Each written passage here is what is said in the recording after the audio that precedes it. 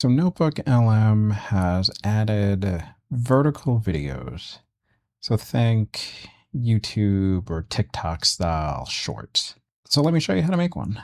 So first off, as usual, you're going to go to notebooklm.google.com, and then you'll either create a new notebook if you don't have one or you want a new one, or you'll go to an existing notebook. I already did this, so I will go to the notebook where I did it. Once you have a notebook, you want to add sources, at least one, and then you want to select sources, again, at least one. And then your artifacts on the right over here will become available. This is a video, so it's going to be under video overview. And what you want to do is just click the arrow so you can get the little customize window. So here we go. And then once you're in here, you have this new option here, and it's a short. And it has the little icon for vertical. And it says in here, it's just a bite-sized overview to help you quickly grasp core ideas from your sources. From what I've seen so far, these are about a minute long. So you come in here and then you select short, and then you select whichever sources you want if you have that option. And then, oops. And then once you have that, you'll have a couple of options down here, and it has the little AI wand next to it. And once you select shorts, it'll think for a second, and then it will give you some recommendations based off of whatever the AI model thinks you might want to see. So again, I already did this, and this was actually, I think this was the same recommendation that came up. But anyway, you can choose one of the recommendations, or you can type in your own custom topic.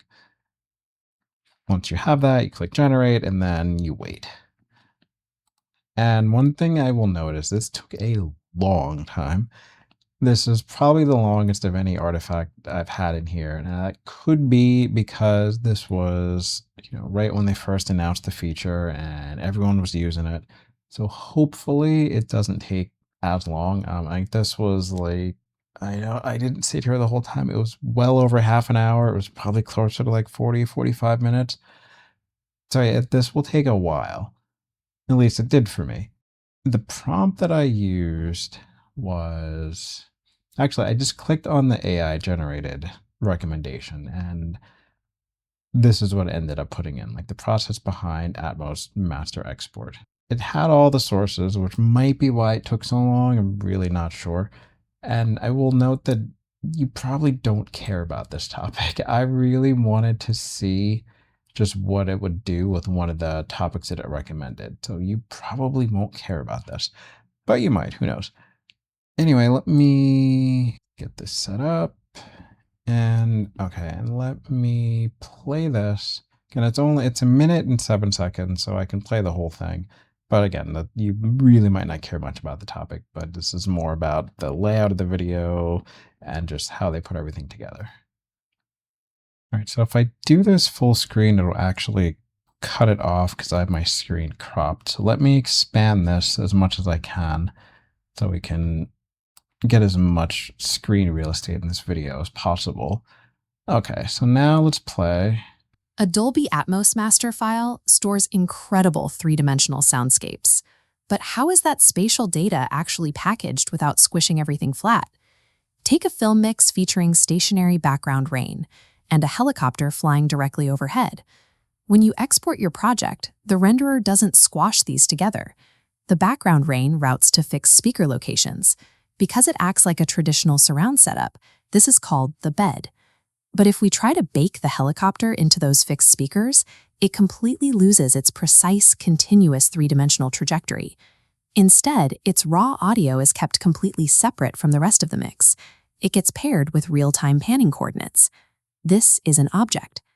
Finally, the internal renderer seals both the stationary bed channels and the coordinate-mapped object data into one standardized digital container. So what happens to that helicopter when someone actually hits play? Because it was saved as an object, the exported master adapts its exact flight path to any room configuration.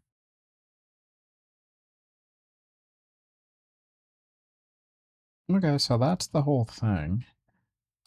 So again, even if the topic isn't really interesting to you, like that's pretty good summary of a fairly complicated topic in about a minute. So that's the feature. So again, just to go back and summarize, just from the main page, you either create a new notebook or go to an existing one, add at least one source, select at least one source, go into the customize for video overview, select short, select your sources, and then you can either select one of the AI generated recommendations, or you can type in a custom topic here and then click generate. This will take, at least for me, this took a long time to generate, so I would expect at least half an hour.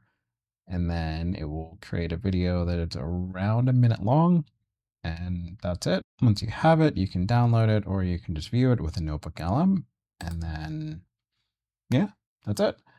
New feature, video shorts. So try it out, see what you think.